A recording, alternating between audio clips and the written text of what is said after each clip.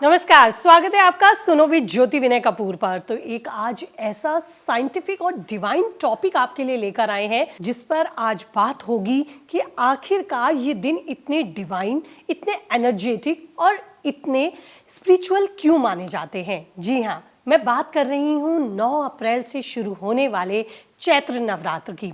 जैसा कि आप सभी जानते हैं कि साल में 2 बार माता के नवरात्र आते हैं, जिन्हें एक बार हम चैत्र नवरात्र और दूसरी बार शारदीय नवरात्र बोलते हैं। लेकिन अब 9 अप्रैल से शुरू होने वाले चैत्र नवरात्र की क्या सिग्निफिकेंस है, क्या इसका महत्व है, ये बताने के लिए मेरे आज खास मेहमान देश के जाने माने एस्ट्रो फ्रेंड संतोष संतोषी जी मेरे साथ हैं। संतोष संतोषी जी, बहुत बहुत स्वागत है आपका मेरे मंच पर, मेरे चैनल पर। बहुत बहुत धन्यवाद। विस्तार से चर्चा करूंगी, चाहे वो कलश स्थापना हो जिसे हम घट स्थापना भी कहते हैं, चाहे वो माँ के पूरे 9 अलग अलग रूपों की पूजन हो, या फिर जो भी कुछ चढ़ावा इन नवरात्रों में हम माँ पर चढ़ाते हैं। क्या है कन्या पूजन का महत्व, क्यों इन नवरात्रों में रामनवमी को विशेष माना जाता है, तो हर चीज पे मैं विस्तार से आज संतोष संतोषी जी से बात करूंगी। सबसे पहले जो मेरा सवाल है, 2 नवरात्र आते हैं साल में, पहला चैत्र नवरात्र, दूसरा शारदीय नवरात्र। इस चैत्र नवरात्र का क्या सिग्निफिकेंट है, क्या महत्व है, और हमें क्यों इन 9 दिनों को इतनी भव्यता के साथ मनाना चाहिए? देखिए, सबसे पहली चीज कि नवरात्र दोनों, चाहे वो चैत्र का हो या फिर शारदीय हो, नवरात्रि यह स्पेशली शक्ति पूजन का समय है। हमारे भारतवर्ष में हमारी जो संस्कृति है, हमारी जो परंपरा है, यह शक्ति को अपने अंदर आत्मसात करके, शक्ति को अपने साथ जोड़ करके, शक्ति के सहारे जीवन को आगे लेकर चलने की परंपरा को तरजीह देता है, महत्व देता है, मान्यता प्राप्त करता है, सर्टिफाइड करता है, प्रमाणित करता है। आदिशक्ति माँ जगदम्बा अगर देखा जाए ज्योति जी, तो 9 शक्तियाँ ये गुणात्मक हैं, मतलब गुणों के आधार पर हम इनकी पूजा करते हैं। चाहे वो माँ शैलपुत्री हो, माँ ब्रह्मचारिणी हो, माँ चंद्रघंटा हो, 9 शक्तियों का एक विशेष महत्व है अलग अलग परिप्रेक्ष्य में। हम चैत्र की बात करते हैं जो 9 अप्रैल से 17 अप्रैल तक है। इस चैत्र नवरात्रि में हमारा नव संवत आरंभ होता है, तो ये एक स्पेशल बन जाता है कि हमारा नववर्ष आरंभ हो रहा है। हमारा सनातन नववर्ष इस चैत्र नवरात्र से आरंभ होता है, चैत्र शुक्ल प्रतिपदा से। प्रतिपदा कहते हैं पहली तिथि को। इस दिन हम माँ शैलपुत्री की पूजन अर्चन वंदन करते हैं, घट स्थापना करते हैं, उनका आवाहन करते हैं, देवी का आवाहन करते हैं। पहली शक्ति माँ शैलपुत्री, जो कि स्थिरता देती है, स्थायित्व देती हैं, हिमालय राज की पुत्री के रूप में जिनको हम पूजते हैं, जिनका हम वंदन करते हैं, जिनके आशीष को प्राप्त करते हैं। जब पहले दिन हम इनका आवाहन करते हैं तो उसी दिन समझ लीजिए कि हमारा पहला दिन नववर्ष का, पूरे वर्ष को शुभ करने के लिए आरंभ हो जाता है। इसलिए ये बहुत खास बन जाता है, हमारे यूथ इससे बहुत जल्दी कनेक्ट होते हैं। तो अगर इसको हम न्यूमरोलॉजी से जोड़ें, 9 देवियां, 9 ही नंबर हैं, 1 2 3 4 5 6 7 8 9। यूनिवर्स में अगर आप जो ये न्यूमरोलॉजी की जब बात करते हैं, इसको आप 9 नंबर से ही जोड़ते हैं। माँ के भी 9 ही रूप, 9 ही ये विशेष दिन, क्या इनके बीच भी कुछ कनेक्शन होता है? बिल्कुल, देखिए कनेक्शन तो हर जगह है, आप पूछिए मैं कनेक्ट कर दूंगा आराम से। अब देखिए 9 का अंक जो होता है, यह अंक ज्योतिष से अगर देखा जाए तो ये मंगल का होता है, और मंगल ग्रहों का सेनापति है। मंगल शक्ति का कारक होता है, मंगल रक्त का कारक होता है, और माँ का जो प्रादुर्भाव हुआ, माँ का जो आवाहन हुआ, यह समस्त देवताओं की शक्ति को जोड़कर माँ का प्रादुर्भाव कराया गया, माँ को बुलाया गया। माँ एक देवता का अंश के रूप में नहीं है, माँ समस्त देवताओं के अंश के रूप में है, तो वो शक्ति के रूप में पूजी गई। शक्ति, सभी देवताओं ने अपना अपना शक्ति दिया, अपना अपना अंश दिया, अंश में उनका प्रभाव था, उनकी शक्ति थी। अब जब सभी देवताओं की शक्ति से माँ का स्वरूप बना, तो वो शक्ति स्वरूपा के रूप में ही पूजी जाने लगी, और 9 का अंक शक्ति का अंक है।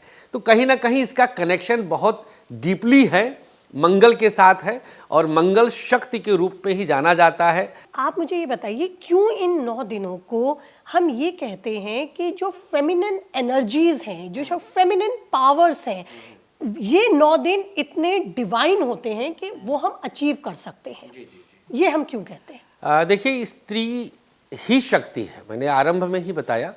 और ये नवरात्रि का जो समय है ये अलग अलग शक्तियों को पूजने का है। हर एक शक्ति एक विशेष महत्व रखती है, चाहे वो माँ शैलपुत्री का हो, माँ ब्रह्मचारिणी, जैसे द्वितीय दिवस जो है हमारा 10 तारीख है, माँ ब्रह्मचारिणी का दिन है। तृतीय दिवस माँ चंद्रघंटा का है। अब ब्रह्मचारिणी को हम लें तो एक तरफ जहाँ शैलपुत्री से हम स्थायित्व की शक्ति को प्राप्त करते हैं, माँ ब्रह्मचारिणी से हम ब्रह्मचर्य और तपश्चर्या को प्राप्त करते हैं। अब दोनों शक्तियाँ हमें चाहिए।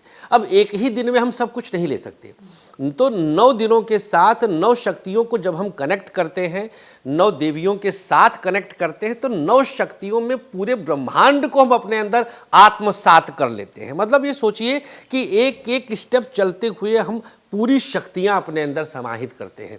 तो इसको अगर हम, बहुत बड़ा हो जाएगा हमारा टॉपिक, इस पे अगर हम जाते हैं कि उस शक्ति का स्वरूप क्या है, क्या क्या उनके हाथ में है। अगर इन शॉर्ट में आपसे समझना चाहें संतोषी जी, अगर हम हर दिन की या हर माँ के रूप की बात करें, उस एक एक रूप का महत्व बताते हुए आप मुझे बस ये जरूर समझाइए कि ये एक दिन क्या विशेष महत्व रखता है, या क्या हम एक ऐसी प्रैक्टिस करें जो हम माँ को खुश कर सके। अगर हम प्रैक्टिस की भी इसके साथ हम प्रैक्टिस को ही विशेष मानेंगे। देखिए, अब आज का यूथ इतना समय नहीं रहेगा उसके पास कि 9 दिन की छुट्टी लेकर के पूरा पूजा कर ले। तो हम पहला दिन चैत्र, हाँ, शैलपुत्री पहला दिन। हाँ, पहला शैलपुत्री का जो है ये हिमालय राज की पुत्री है, माँ शैलपुत्री के रूप में जानी जाती हैं। हमारा मन अगर बहुत अस्थिर रहता है, हमारा मन बहुत चंचल रहता है, किसी का चंद्रमा जैसे वृश्चिक राशि में है, किसी के चंद्रमा के साथ राहु बैठा है, तो उसका मन कभी स्थिरता को प्राप्त ही नहीं करता। तो ऐसे लोग अगर माँ शैलपुत्री को पूज लें, माँ शैलपुत्री प्रथम दिवस जैसे 9 तारीख को आप माँ के समक्ष माँ का आवाहन करें, माँ शैलपुत्री का आवाहन करें, उनका पूजन करें। और एक मंत्र अभी मैं लास्ट में बताऊंगा, वो मंत्र अगर आप उस दिन जपें और बस माँ शैलपुत्री का आप अपने समक्ष प्रतिमा रख लें, या आपने कलश रखा है उसमें वरुण का आवाहन किया, अपने कलश में वरुण का आवाहन होता है, जल के साथ उसको कनेक्ट किया जाता है, तो आपको स्थायित्व मिलता है, जीवन में स्थिरता आती है, ठहराव आ जाता है। माँ ब्रह्मचारिणी द्वितीय शक्ति, माँ ब्रह्मचारिणी के रूप में देखा जाए तो ये यथा नाम तथा गुण, ब्रह्मचर्य अर्थात आपकी तपश्चर्या, आपके मन में बहुत ज़्यादा विकार आता है, बहुत ज़्यादा मन भटकता है, आपका मन इधर उधर जाता है, गलत संगति में जाता है, तो माँ ब्रह्मचारिणी के पूजन से आप ब्रह्मचर्य को प्राप्त करते हैं। तपश्चर्या, आपके अंदर तप बल इकट्ठा होता है। तृतीय शक्ति, तृतीयम चंद्र घंटेति, माँ चंद्र घंटा का दिन, ऐसी माँ जिनके मस्तक पर चंद्रमा घंटे के रूप में है, अर्थात जब वो चलती हैं माँ तो एक प्रकार का ध्वनि निकलता है उनके घंटे से, जिससे राक्षसों में भय व्याप्त होता है। एक ऐसी शक्ति जिसकी आवाज़, जिसकी ऊर्जा ध्वनि के साथ हम कनेक्ट करते हैं कि उनकी ध्वनियों में ही ताकत आ जाती है कि शत्रु राक्षस भाग जाते हैं। तो तृतीयम चंद्र घंटे कूष्मांडेति चतुर्थकम, चतुर्थ शक्ति माँ कूष्मांडा का होता है, कुम्हड़े से पैदा होती है। कुम्हड़ा जैसे कहते हैं हम कद्दू को, तो यहाँ से माँ का प्रवर जो शक्ति है, प्रवर शक्ति एक शब्द आता है दुर्गा सप्तशती में, वहाँ से माँ इतना तेजमय होती हैं कि पूरे सृष्टि को प्रकाशित कर देती हैं। पंचम शक्ति जो है वो माँ स्कंद माता का है। एक ऐसी माँ है जिनके नाम में ही माता जुड़ा है, 9 देवियों में स्कंद कुमार की माँ के रूप में पूजी जाती हैं। अर्थात ऐसी माताएं बहनें जो कहीं से भी इस प्रकार के दंश में हैं, जो माँ नहीं बन सकती हैं, माँ स्कंद माता पंचमम शक्ति को पूज करके, उनका आवाहन करके, उनका वंदन अर्चन करके माँ बनने के निमित्त प्रार्थना कर सकती हैं, उनके समक्ष अपनी अर्जी लगा सकती हैं, उनसे प्रार्थना कर सकती हैं। छठी शक्ति कात्यायनी की है। माँ कात्यायनी, ये कात्यायन ऋषि के घर पुत्री के रूप में पैदा हुई थी। तो बहुत सारी ऐसी माताएं बहनें हैं जो पुत्री रत्न चाहती हैं, वो इस माँ को पूज सकती हैं। उनके घर में पुत्री के रूप में माँ पैदा होंगी किलकारी गूंजेगी, आपके घर लक्ष्मी का आगमन होगा। तो षष्ठम कात्यायनी तथा सप्तमम काल रात्रि, सातवीं शक्ति माँ काल रात्रि की है। ऐसे लोग जो बहुत ज़्यादा डर रहते हैं, अपने अंदर उनके अंदर भय रहता है किसी भी रूप में कि अपमृत्यु उनका हो जाएगा, जल्दी मरने का डर है, कुंडली में उनके चंद्रमा पीड़ित है, अष्टम भाव का दशा चल रहा हो या फिर तृतीय भाव की दशा चल रही हो, ऐसी दशाओं में व्यक्ति अपमृत्यु भय प्राप्त करता है, तंत्र शक्तियों से पीड़ित हो जाता है, तांत्रिक लोग उसके ऊपर आक्रमण करते हैं। द्वादश भाव, छठा भाव राहु से संबंध रखता है। तो ऐसे लोग माँ काल रात्रि का पूजन अर्चन वंदन करके इस प्रकार के भय से मुक्ति प्राप्त करते हैं। आठवीं शक्ति माँ महागौरी की शक्ति है। हम रूपवान बने, शुक्र प्रधान बने, शुक्र वैभव है, शुक्र ऐश्वर्य है, शुक्र आपकी अंदर की शक्ति को सकारात्मक दिशा में लगाने वाला ग्रह है। तो आठवीं शक्ति माँ महागौरी की होती है। तो गौर वर्ण माँ महागौरी अर्थात जो बहुत ज़्यादा गौरी हैं, तो गौर वर्ण की माँ है, इनका पूजन अर्चन करके हम माँ से सौंदर्य को, शुक्र को मजबूत करने का हम प्रार्थना कर सकते हैं। और अंतिम शक्ति माँ सिद्धिदात्री का है, नौवीं शक्ति है। तो समस्त प्रकार की सिद्धियों को देने वाली माँ होती हैं। आप अगर किसी भी प्रकार की सिद्धि चाहते हैं, आपका पूजन सिद्ध हो जाए, आपका कार्य सिद्ध हो जाए, आप नौकरी की तैयारी कर रहे हैं वो सिद्धि पा जाएं, आप गवर्नमेंट जॉब यूपीएससी की तैयारी कर रहे हैं, आप नीट की तैयारी कर रहे हैं, उसकी सिद्धि मिल जाए, तो इस प्रकार की समस्त सिद्धियों को देने वाली माँ सिद्धिदात्री होती है। आपने बहुत सुंदर तरीके से 9 दिनों की व्याख्या माँ के अलग अलग रूपों से जोड़ते हुए की। अगर यहाँ पे प्रैक्टिसेस की बात करूँ, यानी कि हमारी माँ बहनें जो इन 9 दिनों में अलग अलग क्रियाएं करती हैं, जिसकी शुरुआत हम घट स्थापना या कलश से करते हैं। कलश का क्या महत्व है, क्यों हम कलश को स्थापित करते हैं, या कलश स्थापित करना इन नवरात्रों में क्यों बहुत जरूरी माना गया? देखिए, हमारी कुंडली से हम जोड़ेंगे। देखिए, बहुत चीज़ों हम कई तरह से जोड़ सकते हैं, वैज्ञानिक तथ्यों से भी जोड़ सकते हैं, लेकिन चूंकि मैं ज्योतिषी के रूप में ही यहाँ पर आपके मंच पर मैं आसीन हुआ हूँ। जल, चंद्रमा, कलश वरुण का प्रतीक होता है। वरुण हमारे यहाँ पर, हमारी सनातन संस्कृति में हर देवता का एक कार्य दिया गया है। तो वरुण देव का कार्य है जल बरसाना। इस सृष्टि में जो वर्षा होती है, जिससे पेड़ पौधे सब प्रफुल्लित होते हैं, अनाज हम खाते हैं, शक्ति मिलती है, जल जीवन कहा गया है। तो वरुण देव इसके प्रतिनिधि देव माने गए हैं। तो जो कलश स्थापना होती है उसमें जल रखा जाता है, और जल ही नहीं, उसमें अन्य प्रकार की औषधियाँ डाली जाती हैं, जिसमें खास तौर पर सप्त अनाज भी होता है, अष्टगंध होता है, कुछ स्वर्ण भस्म आदि भी लोग डालते हैं। मैं जब अभी घट स्थापना का मैंने कार्यक्रम किया था, तो उसमें मैंने चांदी के सिक्के भी डलवाए हैं, उसमें मैंने कुछ पल्लव भी डलवाए हैं, और 7 अनाज तो जरूर डाला करिए, 7 अनाजा जिसे कहते हैं वो भी जरूर डाला जाता है। तो कलश स्थापना करके हम जल के प्रति जागरूकता अर्जित करते हैं, पहली चीज। और जल स्थापित हो गया तो चंद्रमा स्थापित हो गया, चंद्रमा स्थापित हो गया तो रानी स्थापित हो गई, रानी स्थापित हो गई तो देवी माँ स्थापित हो गई, क्योंकि कुंडली में चंद्रमा बराबर माँ, चंद्रमा से ही माँ को कनेक्ट किया गया। सूर्य राजा है, चंद्रमा रानी है, सूर्य पिता है, चंद्रमा माँ है।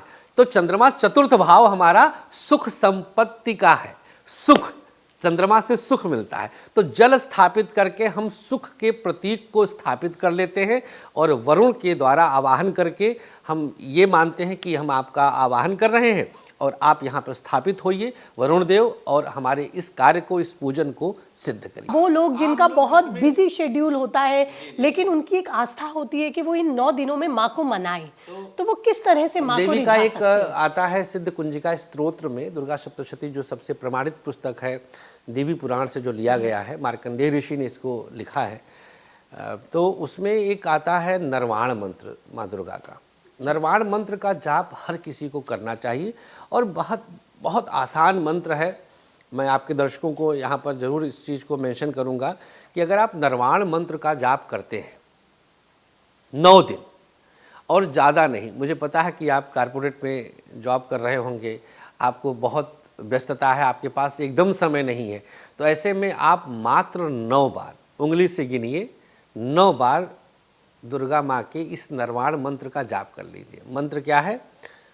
ओम ऐं ह्रीं क्लीं चामुंडायाय विच्चे, ये मंत्र है दुर्गा का निर्माण मंत्र। 9 बार मात्र इसका जाप करिए, काम आपका पूरा हो जाए। क्या ऐसा भी माना जाता है, जैसे आपने माँ के 9 रूप बताए, 9 दिन से हमने इनको रिलेट किया, लेकिन हर एक दिन कुछ विशेष देने वाला है? क्योंकि ये तो हम मानते हैं कि चाहे आप हो, चाहे हम, चाहे हमारे व्यूअर्स ही क्यों ना हो, हर कोई ये मानता है कि कुछ है जो जिंदगी में अभी हमें पाना है, कुछ है जो अभी रुका हुआ है, कुछ है जिसकी कमी है, तो वो कैसे पूरी हो? देखिए, माँ से हम कुछ भी मांग सकते हैं, माँ से हम मनुहार कर सकते हैं, उनके सामने लड़ सकते हैं, झगड़ सकते हैं, जमीन पे लोट सकते हैं।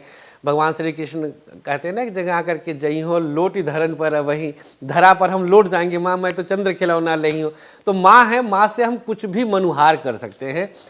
अब बच्चा कुछ भी मांग सकता है, विद्या मांग सकता है, धनार्थी धन मांग सकता है, रिद्धि सिद्धि मांग सकते हाँ, हैं, यश मान समृद्धि मांग सकते हैं, मनचाहा वर मांग सकता है। बिल्कुल। लेकिन कुछ लड़कियां ऐसे पूछती हैं कि हेयर स्टाइल ऐसे हो, तो हेयर स्टाइल के लिए तो आपको जाना पड़ेगा सीधे सैलून में। बिल्कुल। मेरे पास एक केस ऐसे आया था, आपको बताऊं कि लड़की ने ऐसे पूछा हमसे कि हमारे हस्बैंड का होने वाले हेयर स्टाइल कैसा होगा, तो हम कहे तुम्हें पसंद कैसा है, तो उसने कहा गोविंदा के जैसा है। बहुत पुरानी बात है।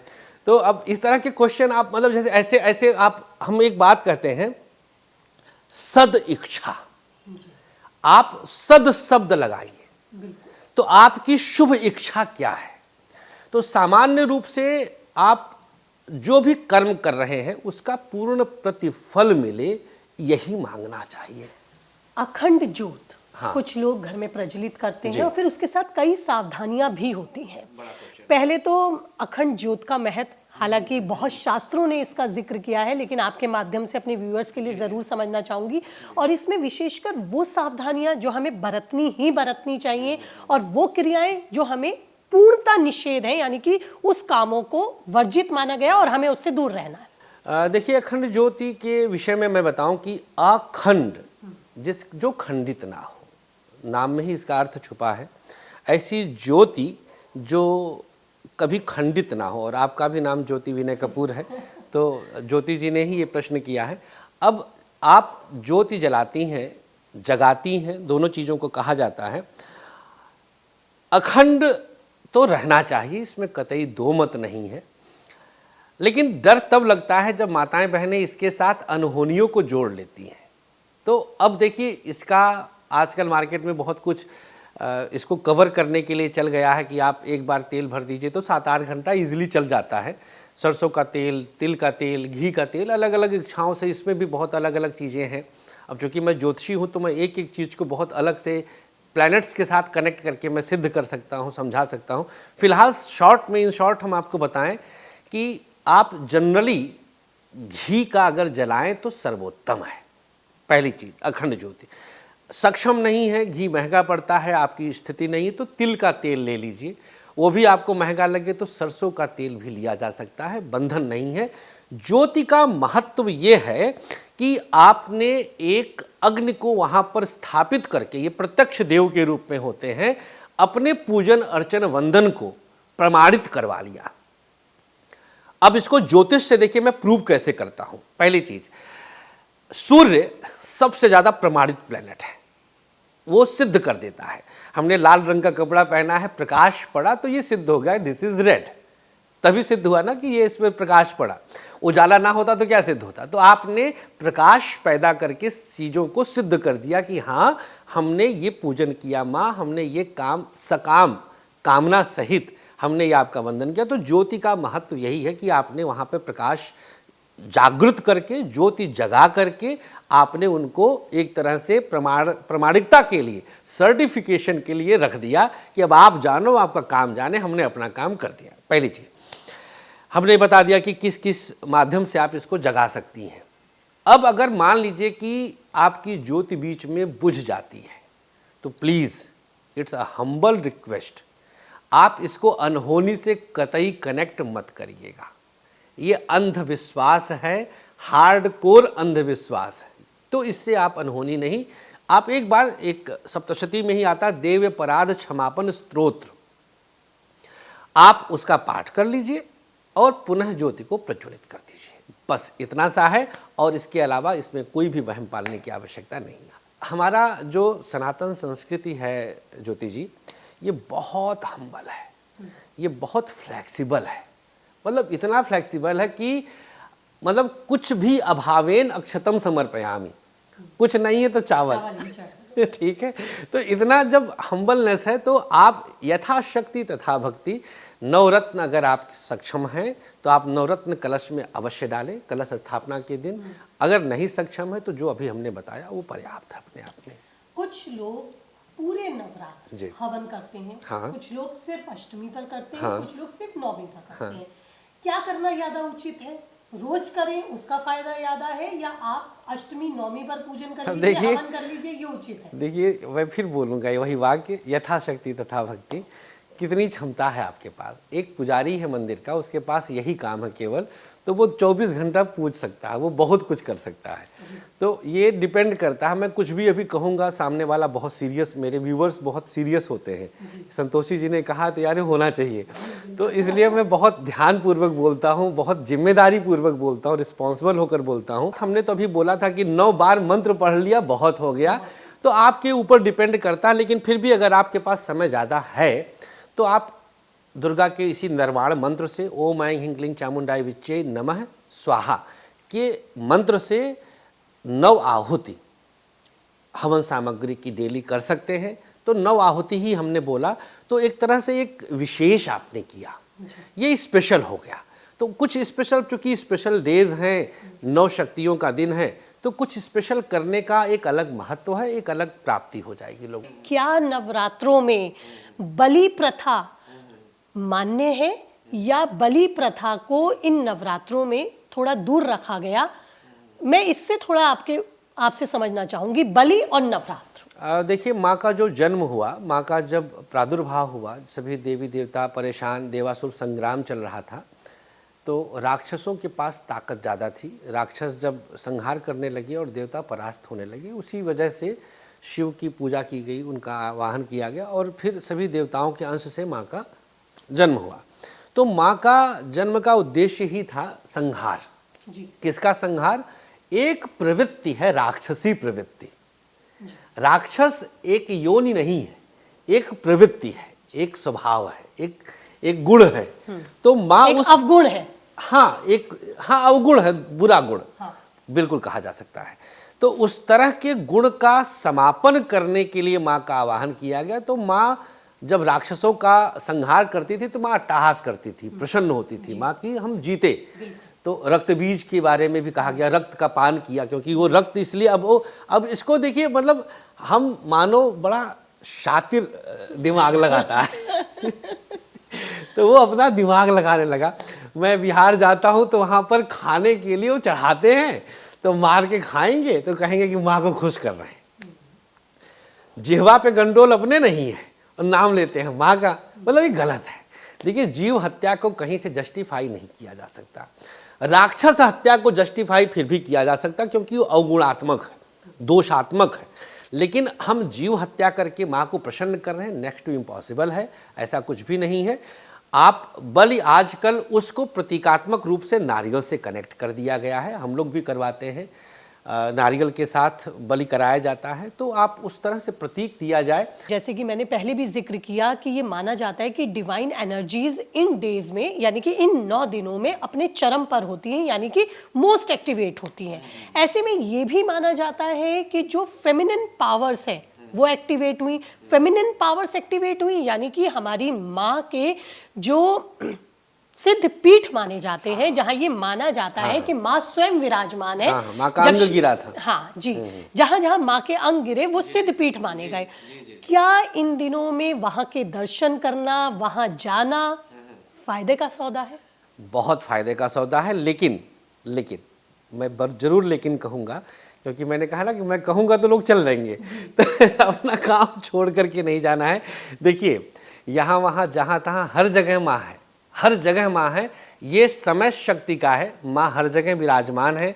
मैं सच बता रहा हूँ अपने हृदय की बात, मेरा व्यक्तिगत है कि आप ऐसी जगहों पर आप जाएं तो वहाँ बहुत भीड़ रहेगी।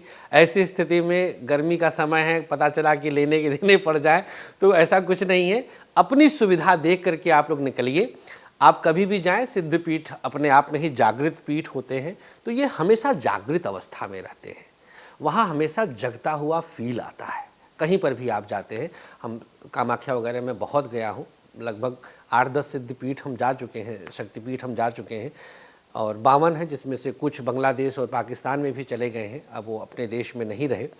तो आप जाइए, मैं मना नहीं करूँगा, आपकी अपनी श्रद्धा है, लेकिन कुछ नुकसान करके जाना या नवरात्रि में ही जाना, मैं इस पर थोड़ा पुनर्विचार के लिए आपसे आग्रह अवश्य करूंगा कि आपके साथ हो सकता है कोई बच्चा जाए, कोई हो सकता है बूढ़ी माँ हो अकेले, पता चला कि नहीं नहीं चल हम भी चलते हैं और लेने के देने पड़ जाएं। तो ऐसी स्थिति में सोच विचार करके निर्णय लीजिए। सिद्ध पीठों पर, शक्तिपीठों पर जाना कभी भी शुभ ही होता है। अब मैं यहाँ पे ये समझना चाहूँगी, ये बहुत ही डिवाइन डेज हैं, घर में कलश स्थापना हुई है, घर में अखंड ज्योत रखी हुई है। ऐसे में जो घर की बुजुर्ग महिलाएं होती हैं या जो बड़ी महिलाएं होती हैं, वो विशेष सावधानियां बरतती हैं। घर की बच्चियां, बहुएं अगर इस दौरान मासिक धर्म से गुजरती हैं, तो क्या सावधानी रखने की ज़रूरत है? सावधानी देखिए ज्योति जी, मेन है कि हमारा जो शास्त्र है, कुछ शास्त्रों में, कुछ पुस्तकों में, कुछ जगहों पर इसको अशुद्धता से जोड़ा गया है, लेकिन देश काल और परिस्थिति के आधार पर इसमें बहुत कुछ परिवर्तन की आवश्यकता है।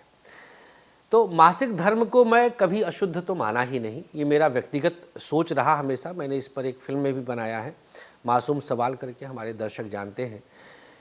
मासिक धर्म के दौरान जो 3 चीज़ों पर शास्त्र मना करता है, मैं उसको जरूर यहाँ पर डालूंगा, उसका जिक्र करूंगा। एक है दीपक जलाना, दूसरे नंबर पे आता है मूर्ति स्पर्श करना, और तीसरे नंबर पे आता है वेदों की ऋचाओं का पाठ करना, जिसे हम मंत्र कहते हैं।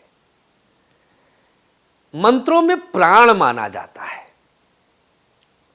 मूर्ति में प्राण प्रतिष्ठा होती है, और दीपक साक्षात अग्निदेव हैं। तो ऐसे में 3 जगहों पर शास्त्र मना करता है। श्लोक हमें नहीं याद है, पुस्तकों में है और लॉजिकली समझ में भी आता है। लेकिन जब हम मासिक धर्म को ही अशुद्धता से बाहर कर दिए तो बात ही खत्म हो जाती है। तो एस्ट्रो फ्रेंड संतोष संतोषी के व्यक्तिगत ओपिनियन के आधार पर, मेरा व्यक्तिगत ओपिनियन के आधार पर कोई अनहोनी नहीं होगी कि उन 9 दिनों में माँ का पूरी तरह से वास होता है। तो हम इस चीज़ को एक पर्दा के रूप में लेते हैं। संभोग स्त्री पुरुष उस दौरान ना करें और दूरी बना करके रखें तो सर्वोत्तम रहेगा। इससे अच्छा कुछ नहीं है। उस समय हर जगह माँ का प्रवेश है, माँ आई हुई है, पृथ्वी पर आई है, माँ का विचरण माना जाता है। ऐसे में अगर स्त्री पुरुष परहेज करें, दूरी बनाएं, वैसे तो माताएं बहनें मानती हैं, इन चीज़ों को जानती हैं, लेकिन फिर भी मैं बता देता हूं कि इस चीज़ को अगर आप दूरी बना के रखते हैं तो नथिंग बेटर देन दिस, यही एक परहेज सबसे उत्तम है। बाकी मांस भक्षी लोग मांस भक्षण से भी परहेज करें, उससे भी दूर रहें आप, क्योंकि अगर आपने मांस भक्षण किया तो उस जीव हत्या का आप जिम्मेदार बन जाते हैं। जैसा कि हम लगातार डिस्कशन हमने जब स्टार्ट किया संतोषी जी, हमने ये भी जिक्र किया कि हर व्यक्ति की कुछ अलग अलग डिज़ायर्स होती हैं, हर व्यक्ति की कुछ अलग अलग ज़रूरतें भी होती हैं। तो मैं आपसे यहाँ ये ज़रूर जानना चाहूँगी, वो लोग जिनकी शादी नहीं हो रही, वो बच्चे जिनका पढ़ाई में मन नहीं लग रहा, वो लोग जो अच्छी नौकरी चाहते हैं या जीवन में तरक्की चाहते हैं, वो लोग जो अच्छा स्वास्थ्य चाहते हैं और लंबे समय से बीमार हैं, क्या ये दिन उनके लिए सिद्ध साबित हो सकते हैं? बिल्कुल, इसके लिए क्या करें? बिल्कुल सिद्ध साबित हो सकते हैं। इसके सभी कामनाओं के लिए भी हमने एक रील डाला था इस विषय पर, आजकल में ही हमारे दर्शक देख रहे होंगे। वो प्रयोग मैं यहाँ भी बता देता हूँ। एक बहुत प्यारा सा प्रयोग है। देखिए, रात 11 से 1 की बेला होती है, इसे हम तुरीय वेला कहते हैं। तुरीय वेला कहते हैं 11 से 1 की बेला को, जब दैवीय शक्तियाँ खास तौर पर जागृत हो जाती हैं। इस दरमियान रात 11 से 1 के बीच में आप, दीपक आपके घर में जल ही रहा होगा, आप एक लौंग ले लीजिए और दीपक में उसको फूल की तरफ से आधा डुबो दीजिए। फूल की तरफ से आधा डुबोइए दीपक में लौंग को, लंबी सांस खींचें, अपने अंदर शक्तियों को जागृत करें, आवाहन करें माँ का, और जो भी आपके मन में इच्छा है, चाहे शीघ्र विवाह के लिए है, मकान के लिए है, कर्ज से मुक्ति के लिए है, या फिर बीमारी से मुक्ति के लिए है, उसको आप अपने मन में दोहरा लीजिए। धीरे धीरे सांस छोड़िए, पता चला आपके सांस से दिए बुझ गया, तो ऐसा ना होने पाए। धीरे धीरे सांस छोड़िएगा, दीपक ना बुझने पाए, और लौंग को निकाल लीजिए। अब पकड़ा ही था आपने, फूल अंदर था, फूल वाला भाग, बाकी निकाल लीजिए। निकाल कर उसको पोंछिए और प्रसाद के रूप में मुंह में अपने रख कर उसको चूसते हुए और निगल जाइए। अब आप शयन करिए। नवरात्रि के 9 दिनों में इसे एक बार करिए जब आपके पास समय हो। रात 11 से 1 के बीच में यह क्रिया कर लीजिएगा। आप परिणाम देख के चौंक जाएंगे।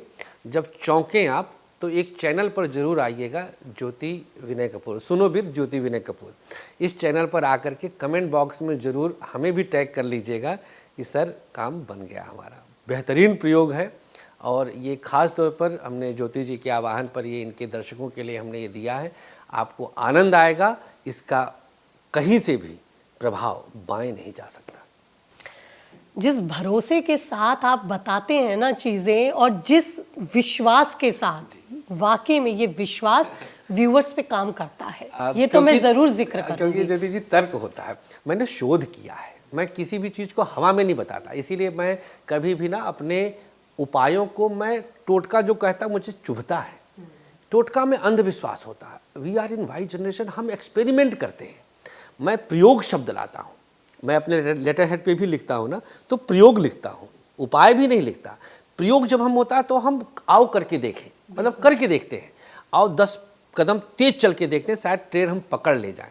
तो जब हम प्रयोग करेंगे तो हम शक्तियों को महसूस कर सकते हैं। और बिल्कुल मैं भी ये पूरी तरह से उम्मीद करती हूँ कि संतोषी जी ने जो इतना बेहतरीन और ये चमत्कारी प्रयोग आपको बताया, ये मेरा भी विश्वास है कि आप पर ये फलीभूत ज़रूर होगा अगर आप इसे विश्वास के साथ करते हैं। तो बहुत बहुत शुक्रिया संतोषी जी समय देने के लिए, और खासकर इन नवरात्रों पर, इन चैत्र नवरात्रों पर विस्तार से इस डिस्कशन के लिए, और ये हम सबको बताने के लिए कि इन नवरात्रों को हम अपने लिए कैसे विशेष बना सकते हैं, और आखिरकार ये नवरात्र होते ही क्यों इतने विशेष है जिनसे हम भी विशेषता हासिल कर सकते हैं। ये तमाम तरीके भी हमने संतोषी जी से पूछे। तो उम्मीद करती हूँ ये बातचीत आपको बहुत पसंद आई होगी, और अगर पसंद आई है तो आप इसे फॉरवर्ड करना नहीं भूलेंगे, शेयर भी करेंगे, लाइक भी करेंगे। लेकिन इसी तरह की खूबसूरत बातचीत के लिए आप चैनल को सब्सक्राइब कीजिए। फिलहाल इस नवरात्र पर विशेष में इतना ही, दीजिए इजाजत, नमस्कार।